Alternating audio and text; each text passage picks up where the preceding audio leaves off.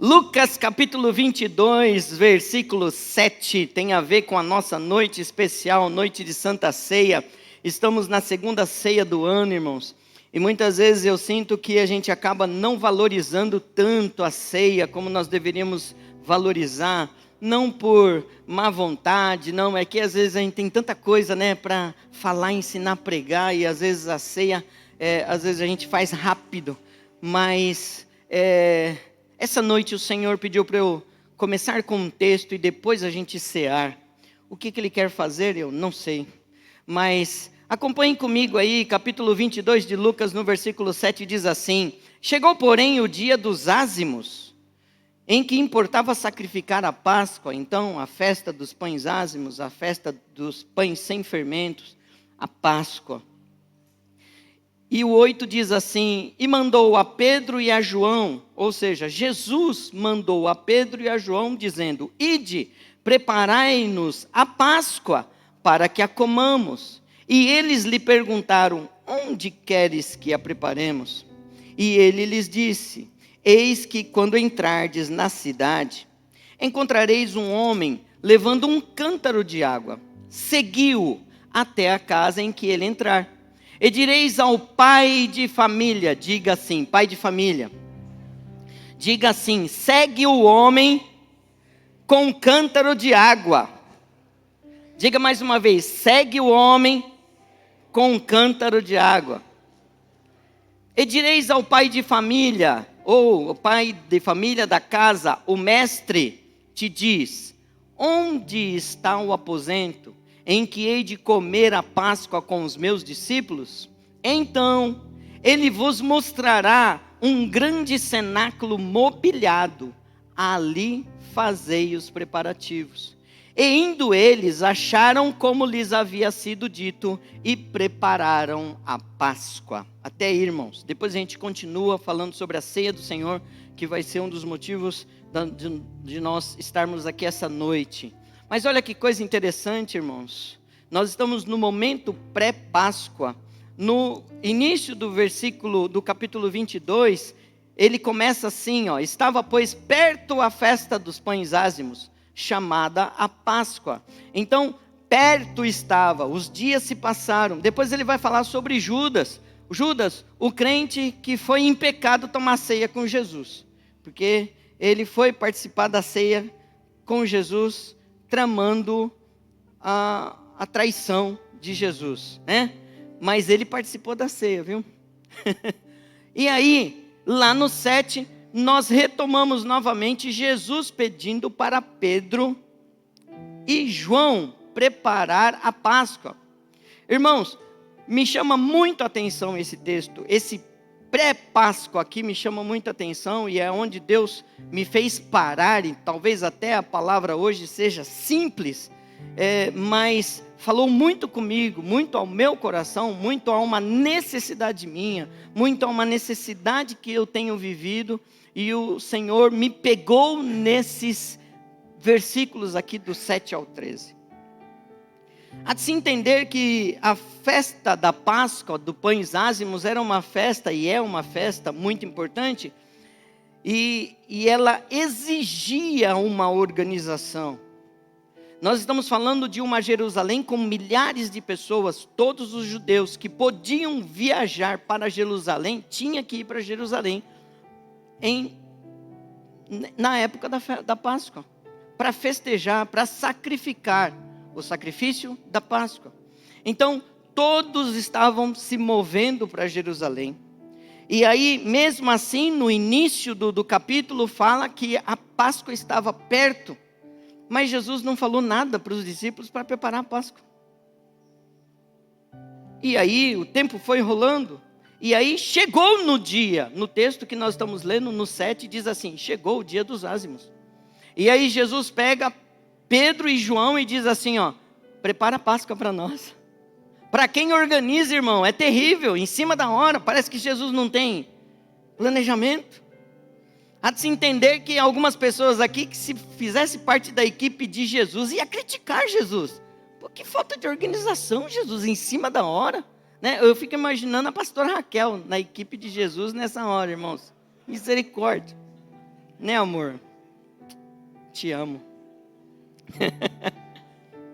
Mas, na verdade, Jesus chega de queima-roupa para Pedro e para João e fala assim: já prepara a Páscoa para nós. Irmãos, isso aqui significava preparar o cordeiro, ou se eles tivessem trazido na viagem, eles tinham que ter separado esse cordeiro há 15 dias atrás.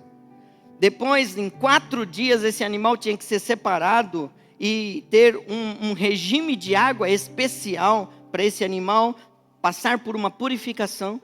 Depois, esse animal, ele era levado ao sacerdote. Então, a Páscoa, ela não é simples como a gente pensa ou imagina. Ela era um ritual muito complexo, onde o judeu, ele precisava cumprir com vários passos de ritual, porque assim eles entenderam ao longo do tempo que era necessário fazer.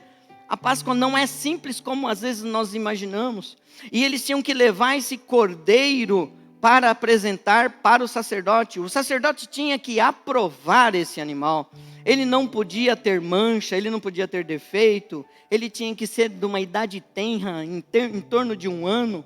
E ele tinha que ser uma quantidade em termos de carne o suficiente para o número de pessoas que iria participar da Páscoa. Fora isso, tinha uma série de ervas especiais chamadas ervas amargas, que precisavam ser preparadas para o advento da Páscoa, onde eles iam fazer um ritual da Páscoa até eles concluírem até o final a Páscoa.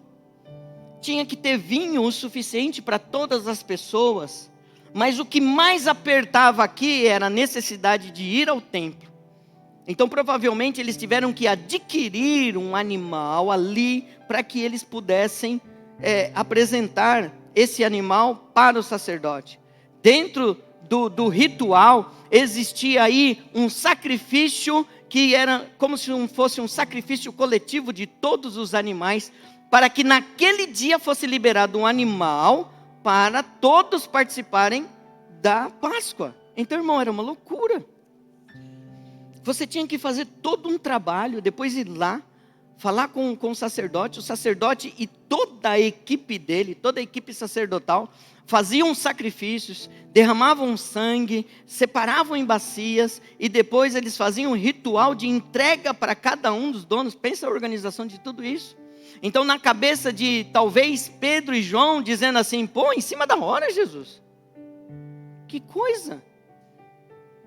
Mas Jesus tem um plano e tem uma solução para todas as coisas, irmãos. Olha só que coisa interessante. Eles perguntam assim: aonde queres que preparemos? Não tinha um lugar específico. Jerusalém tinha milhares de pessoas e eles não tinham uma família específica que estava esperando eles. E talvez aqui essa pergunta é até uma pergunta assim: Jesus, complicou. Não tem salão de evento, não tem locação, não tem casa de família que a gente conhece. Isso aqui está uma loucura. E o Senhor pede para a gente preparar a Páscoa.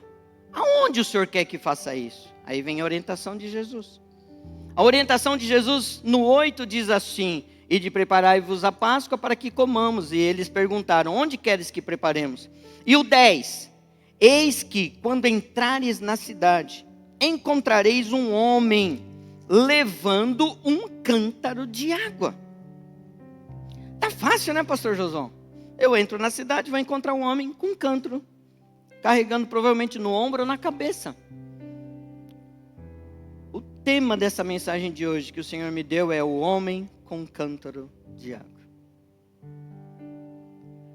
Entenda bem, isso aqui não é uma missão fácil. Essa aqui não é uma missão simples. Nós estamos falando sobre milhares de pessoas. Jesus está dizendo assim: entra na cidade. Eles estavam nos limites do muro e eles iam ter que entrar na cidade antiga. E a cidade antiga estava assim, duro de gente, como a gente diz em São Paulo, duro de gente.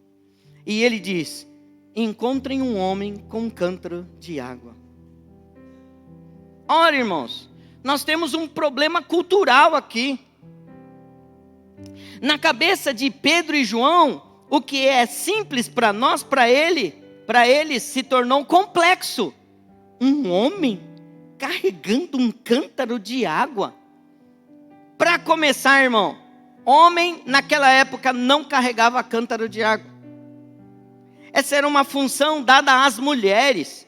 Se nós formos ver na Bíblia, em algumas passagens, e nós não queremos entrar muito nisso, porque senão não vai dar tempo, mas as mulheres que nós temos referência é que carregavam água. A história de Rebeca. Rebeca é que foi buscar água no poço e deu água para Eliezer e para todos os camelos que Eliezer tinham. É a mulher buscando água. Quando Jacó encontra com Raquel, ela estava indo tirar água e não conseguia tirar água porque existia uma pedra muito grande na boca do poço. Então Jacó, ele ajuda a tirar a pedra da boca do poço. Mas quem foi buscar água foi Raquel. Uma outra referência é quando Jesus encontra com a mulher samaritana, ela tinha ido fazer o que naquele poço? Buscar água. Num horário impróprio. Mas ela foi buscar água. Nós não vemos referência, irmãos, de homens. Por quê? Porque culturalmente isso era uma função das mulheres. Então você imagina na cabeça de Pedro e João dizendo assim: complicou? Como assim? Eu fico pensando em quem organiza, eventos, recebendo orientações de Deus que fogem totalmente do natural. Porque muitas vezes nós precisamos agir no sobrenatural de Deus quando nós estamos fazendo as coisas de Deus. E às vezes, irmãos, nós estamos tão acostumados com o natural que quando Deus fala algo para nós fora da casinha, nós somos os primeiros a dizer assim: está tudo errado, não é assim? Não, Deus, não é desse jeito. Não é o costume fazer assim. Por que Jesus, um homem que carrega água, e no meio de uma multidão, está errado isso. Mas eles resolveram obedecer. Diga assim: resolveram obedecer. Irmãos, nós precisamos resolver obedecer a Jesus, amém? Amém? Nós precisamos ousar obedecer a Jesus, mesmo que a ordem que Ele dê soe esquisita na nossa cabeça, amados. Eles obedeceram. Mais do que isso, irmãos, era um homem com um cântaro de água. Segui ele até entrar aonde ele vai entrar. Então nós temos uma figura aqui, o homem de cântaro de água. Depois nós temos uma outra figura aqui, que está no versículo 11, que diz assim: e direis ao pai de família da casa. Já não é mais o homem do cântaro de água que entrou na casa, mas o homem entrou na casa. O homem deu a direção para eles. O homem não falou uma palavra. Eles encontraram no meio da multidão um homem carregando um cântaro de água e falou assim: só pode ser ele. É o único. Seguindo eles foram parar numa casa. E a orientação de Jesus é: vocês vão dizer ao pai de família, diga assim, pai de família: onde está o aposento que hei de comer a Páscoa com os meus discípulos? Então ele vos mostrará um grande cenáculo mobiliado. Ali fazei os preparativos. E no 13, a conclusão: e indo eles, acharam como lhes havia dito e prepararam a Páscoa. É simples assim, né? Irmãos, o que Deus me mostra aqui, amados, e que eu gostaria de compartilhar com vocês, de uma forma bem rápida, mas não superficial e profunda, na verdade é profunda, é que Jesus está mostrando aqui para os discípulos uma atuação figurativa da Trindade de Deus atuando na vida deles. Jesus já sabia o lugar, irmão, é ou não é? Vocês vão encontrar um homem do cântaro, você vai seguir o homem do cântaro, ele vai entrar na casa, você vai perguntar para o homem da casa e ele vai mostrar no segundo andar. Aqui é segundo andar, irmão, chique demais. No segundo andar, um cenáculo grande imobiliado. E assim foi o que aconteceu. Irmãos, aqui eu enxergo Deus mostrando para nós a atuação da Trindade de Deus, nosso Deus triuno, agindo na nossa vida em papéis diferentes que nós precisamos reconhecer a atuação de cada um deles. Primeiro, irmãos, o homem de cântaro de água. Ele está aqui esta noite. Eu já senti ele aqui. O homem de cântaro de água passou aqui esta noite e está aqui esta noite. É a atuação do Espírito Santo. Ele é a figura do Espírito Santo, irmãos. A figura de Jesus, Jesus é o caminho, a verdade e a vida. Porque ele disse assim: eu sou o caminho, eu sou a verdade e a vida. E ninguém vem ao Pai a não ser por mim. Então Jesus é o caminho. Quando Jesus diz assim, vai atrás do homem com cântaro de água, ele está indicando o caminho. Quando eles encontram o homem do cântaro de água, irmãos, é o Espírito Santo, porque a palavra de Deus diz, eu vou para o meu Pai, mas o Espírito Santo, o Consolador, ele vos guiará em toda a verdade e fará vocês lembrarem de tudo quanto eu vos tenho ensinado. Então o Espírito Santo, ele tem um papel importante em nossas vidas, irmãos. Ele consola quando nós precisamos de consolo. Ele é o guia perfeito que nos mostra o que fazer, quando fazer, como fazer e se fazer, se devemos fazer. Nós podemos ver isso em Atos dos Apóstolos, quando o Espírito Santo dizia assim, os discípulos falavam assim, os apóstolos falavam assim, nós vamos passar para a Macedônia. O Espírito Santo dizia, não passem a Macedônia, fiquem aqui. Quando chegava o tempo de Deus, o Espírito Santo falava, atravessem para a Macedônia. Então o Espírito Santo dizia, quando, como, porquê, onde. Então o Espírito Santo é o nosso consolador, o nosso mestre e nosso guia, e ele aponta para os ensinamentos de Jesus e nos conduz a Deus. Então o homem de cântaro de água, irmão, ele não falou nada, eles só seguiram. A ordem já tinha sido dada por Jesus. Seria muito fácil para Jesus, Márcio, dizer assim, não, o endereço é tal, vocês já vão, pergunta para essa pessoa aqui, procure esse endereço, pronto, é esse endereço. Não, Jesus deu todo o caminho para que eles fizessem essa sequência. E depois, quando chegaram na casa, o pai de família. Isso indica, irmãos, paternidade. Isso indica o homem que tinha o controle de toda a residência. Isso indica o homem que já tinha preparado todas as coisas. Isso indica aquele que é provedor de todas as coisas. Este lugar que Jesus está comentando que ia estar preparado, irmãos, não era um lugar simples. Todas as casas, a maioria delas eram casas térreas, simples. O chão era chão batido e com um tipo de um estuque para não ficar levantando muito pó. E as pessoas não usavam as mobílias que nós usamos hoje. Normalmente se usavam tapetes para se assentar ao chão. Normalmente usavam, às vezes, uma almofada, o que a gente conhece de almofada, mas seria um travesseiro mais fino. E em muitos lugares teria uma mesa mais baixa, própria para a refeição. Mas na maior parte das casas a mobília era mínima, irmão. Então quando nós vemos lá esses filmes que estão passando na televisão, né, com mesa, com armário, com cadeira, né, isso é uma coisa bem atual.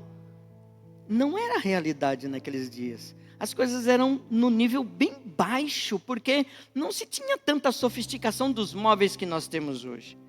Mas desta casa tinha 2 andares.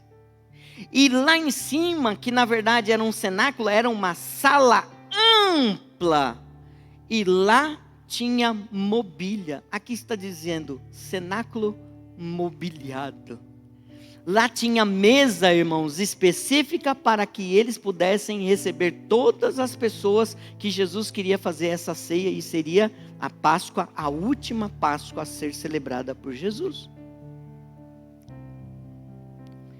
Então esse pai de família, ele é rico. Esse pai de família, ele é provedor. Esse pai de família sabe qual é a necessidade e está pronto para suprir todas as necessidades daquele que segue o homem com um cântaro de água. Então, irmãos, aqui nós temos a atuação da Trindade de Deus figurativamente. Se eu e você aprendermos a seguir as orientações de Jesus, se eu e você não abandonarmos os conselhos do Espírito Santo que Ele nos dá todo dia, dizendo assim: filho, não faça isso. Filha, não fale assim. Filho, não olhe isso. Filha, não pense assim. Pensa desta maneira. Haja deste jeito que você vai agradar mais ao Pai. Olha, não deixe esse sentimento tomar conta do teu coração. Ele vai distanciar você de Deus. Adore ao Senhor, mesmo que seja difícil. Olhe para o Senhor, mesmo que os teus olhos não estejam compreendendo. Louve a Deus, mesmo que seja um dia difícil. E o Espírito Santo vai nos conduzir a Deus Pai.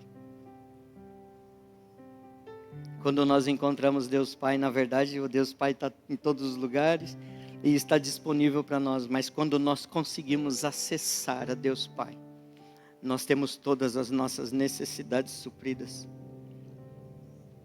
Nós temos tudo que nosso coração anseia e da melhor qualidade e no melhor tempo, que é o tempo de Deus para as nossas vidas.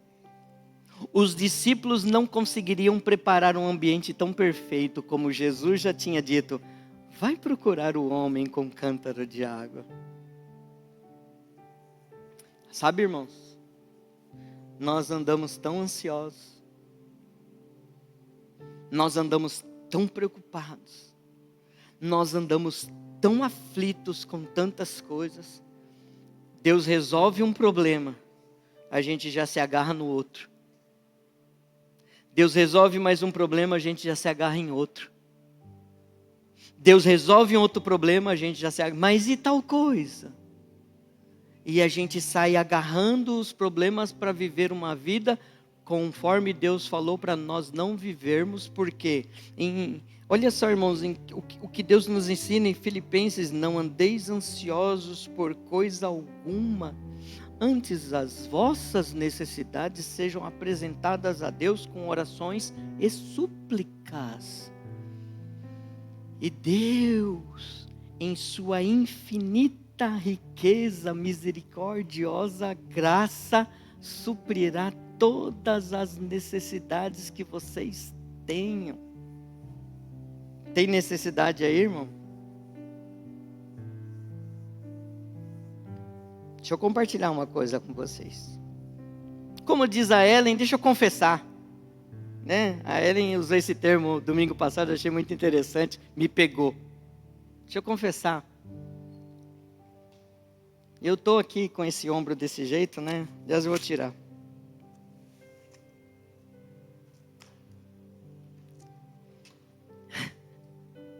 Melhor aí.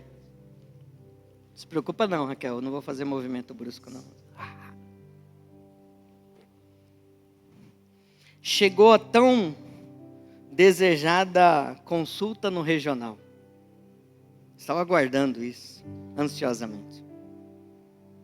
A indicação de todos os médicos era que houvesse cirurgia. Recomendo cirurgia, recomendo cirurgia, recomendo cirurgia. E eu consegui chegar lá, pela graça de Deus, chegou o dia da consulta no regional. E eu fui preparado para a cirurgia. Porque na minha cabeça, o melhor era a cirurgia. estou cansado, não estou dormindo bem. Tem movimentos que eu faço que parece que eu levo uma facada. Eu nunca levei facada, mas deve doer desse jeito. E aí o médico me consulta, olha os exames, avalia. Levei o laudo da minha fisioterapeuta abençoada. E ele olha, avalia e fala assim, bom, deixa eu te explicar a tua situação. Eu falei, eita. Ele falou assim, eu não posso te operar. Eu falei, como assim? Eu vim preparado? Eu falei, não posso te operar. O teu ombro está numa fase que eles chamam de ombro congelado, né, Geisiane? É isso mesmo, né? Tem um termo técnico, mas eu vou no popular, tá? Ombro congelado. Ou seja, ele está passando por fases, e ele já passou pela primeira fase aguda, de dor aguda, insuportável, e agora eu estou numa fase que eu estou perdendo os movimentos, mas eu estou perdendo os movimentos pela inflamação. E é uma proteção do ombro para que cause a recuperação. E aí o médico falou assim, se eu fizer a cirurgia em você agora, você vai passar por tudo isso depois da cirurgia novamente. Então nós não vamos fazer isso. Nós vamos continuar daqui em diante. É lógico que eu estou falando de forma simples, né? E entrou uma revolta no meu coração, irmão. Feito criança birrenta. Ainda bem que meus filhos não estão aqui. Como assim? Por que não vai lá, pastor Evandro? Já deita eu lá, já aplica um anestesia. Faz o que tem para fazer. Aí vem a recuperação, pronto, acabou. E daqui a pouco eu estou sem dor e já está tudo resolvido. Não vou fazer isso. Porque não vai ser assim. E eu saí de lá, pastor Josual, desconsolado. Essa é a parte da confissão. Saí cabisbaixo. Saí derrotado.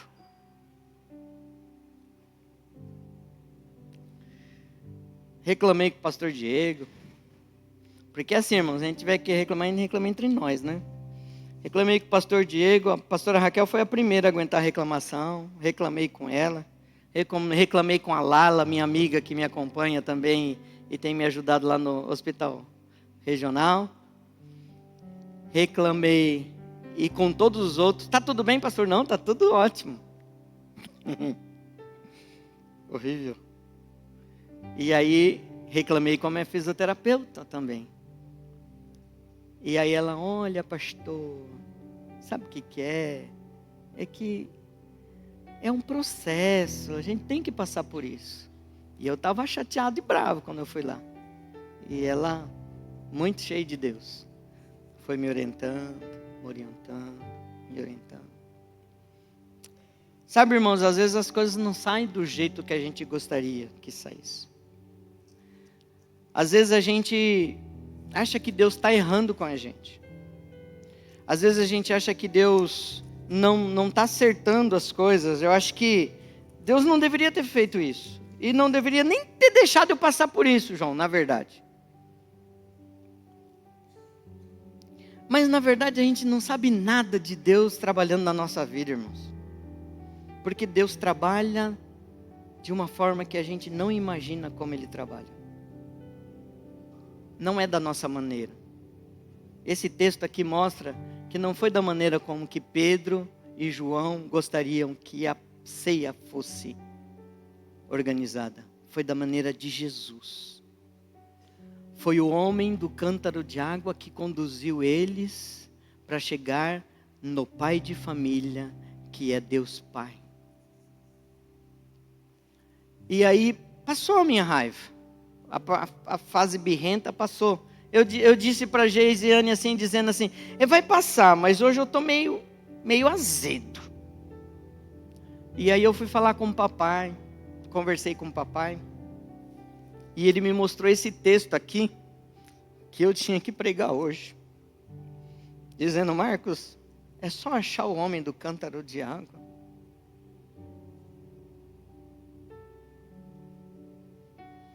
Não perde de vista o homem do cântaro de água, Marcos. Ele vai preparar todas as coisas conforme você precisa. O Senhor me levou em Salmo 42, que diz assim: assim como o servo brama pelas águas, assim suspira a minha alma por ti, ó Deus. A minha alma tem sede de Deus, do Deus vivo. Quando entrarei e me apresentarei ante a face de Deus? As minhas lágrimas servem-me de mantimento de dia e de noite, enquanto me dizem constantemente: onde está o teu Deus? Quando me lembro disto, dentro de mim derrama minha alma, pois eu havia ido com a multidão, fui com eles à casa de Deus, com voz de alegria e louvor, e com a multidão que festejava. Por que estás abatida, ó minha alma? E por que te perturbas em mim? Espere em Deus, pois ainda eu o louvarei pela salvação da sua face. Espere em Deus. Talvez você esteja passando por fases da tua vida igual a minha, aonde você tem desesperado e achado que Deus errou com você, e que Deus está demorando demais, e que Deus está fazendo de um caminho totalmente diferente do que você imagina. E a palavra de Deus hoje está dizendo para mim e para você: eu já tomei surra aqui em casa, irmão, desde ontem. E a palavra de Deus está dizendo assim: por que está abatida a sua alma? Não se abata, confia, espera. O homem do cântaro de água está aqui esta noite. Eu queria que você ficasse em pé. Eu queria ter mais tempo, mas não temos tempo. Mas a bem da verdade é que você precisa seguir o homem do cântaro de água, que vai te conduzir para aquilo que você precisa. Eu quero que você feche os teus olhos. Eu não sei como está a sua vida. Eu posso falar como está a minha vida. Eu posso te falar como eu fiquei bravo, zangado, triste. Mas eu também posso te falar como o Senhor está me confortando. A bem da verdade é que tudo o que Jesus precisava fazer nesse Lucas capítulo 22 foi feito porque eles obedeceram ao comando de Jesus. E ao comando de Jesus, toda a Páscoa aconteceu de forma perfeita, para que Jesus estabelecesse o início da ceia do Senhor naquela noite. Era uma noite memorável. Era uma noite que Jesus ensinou muitos princípios para os discípulos. Deus não falha, irmão. E nós precisamos aprender a confiar em Deus em todas as horas da nossa vida. Eu não sei como está o teu coração esta noite, mas o homem do cântaro de água está aqui nesta noite. Eu quero não só orar por você, mas eu quero orar e eu quero ceiar com você, porque na ceia nós não estamos só fazendo um memorial daquilo que Jesus fez na cruz do Calvário, embora biblicamente nós somos orientados a fazer disso um memorial, mas não é só um memorial, irmão, não está lá no passado. O sacrifício de Jesus na cruz do Calvário, ele é presente hoje, porque esse sacrifício é eterno. A partir desse dia, não precisou mais, irmãos, espiritualmente, aquele monte de animais morrer para que os pecados fossem encobertos.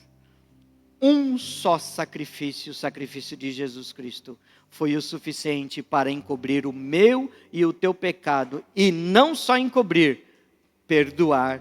E Deus levar eles para o mar do esquecimento. Mais do que isso, me dar vida nova a você. trazer uma vida de cura e transformação. Não é algo que está no passado, é algo que está hoje, no presente, e Ele continua atuando no nosso meio. E é um sacrifício que aponta para o futuro. Então nós estamos participando de algo que é do passado, do presente e do futuro. E aí você pode perguntar: como do passado, pastor? Porque ele começou na Páscoa. E na verdade ele começou lá no Jardim do Éden com a morte do Cordeiro, para que Deus pudesse cobrir a nudez de Adão e Eva. Depois veio a Páscoa, a morte do Cordeiro para proteger o primogênito. E assim foi ao longo dos séculos comemorado como a Páscoa. Mas quando chegou em Jesus, Jesus disse assim: agora é a ceia, porque aqui hoje eu sou o Cordeiro que está morrendo por vós. E aí Jesus diz assim: isto é o meu corpo que é partido por vós, e isto é o sangue, o cálice da nova aliança, o meu sangue que é derramado por vós. Irmãos, hoje é noite de nós comemorarmos libertação nossa. E hoje à noite é noite de nós comemorarmos cura das nossas enfermidades. E eu posso dizer: já estou curado em nome de Jesus. Vai ser um processo, como Jesus fez com algumas pessoas, mas eu já estou curado em nome de Jesus. E se você tem alguma enfermidade, a cura de Deus vai te alcançar a partir de hoje, em nome de Jesus. Libertação das nossas mazelas emocionais e espirituais aconteceu no sacrifício de Jesus. E mais do que isso, aponta para o futuro, porque nós vamos cear com Jesus lá na glória, nas bodas do Cordeiro. Fecha os teus olhos. Fecha os teus olhos. Oh Senhor, obrigado, Deus. Senhor, simples, mas complicado. Simples, mas profundo e às vezes até difícil de entender, mas maravilhoso. São os teus segredos para quem conhece a tua palavra, Senhor. Essa noite, Pai, eu quero apresentar cada vida aqui, Senhor, que está com alguma dificuldade, ó Pai, de entender o teu processo na vida deles. Pai, renova sobre a vida dos teus filhos a esperança e a fé em Ti, Senhor. E que o homem do cântaro de água, Senhor, possa passar nesses corredores essa noite e dar direção, Senhor, aos teus filhos, ó Pai. Como o Senhor está dando direção para mim e sempre deu, Senhor. Senhor, renova a fé, renova a esperança, e que possamos, Senhor, sair daqui, Senhor, não como entramos, mas restaurados na Tua palavra, Senhor. Em nome de Jesus.